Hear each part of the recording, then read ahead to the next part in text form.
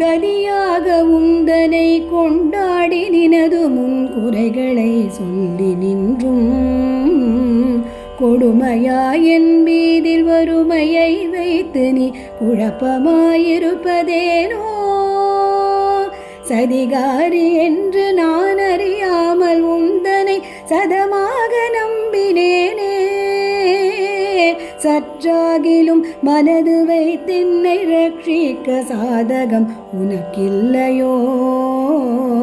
மதி போல ஒளியுற்ற புகழெடுங்கரமுடை மதகஜன ஈன்ற தாயே, மாயனுடை தங்கையே, பரமனது மங்கைய மயானத்தில் நின்ற உமையே, அதிகாரி என்று தானாசையாய் நம்பினேன் அன்பு வைத்தென்னையாழ்வாய்.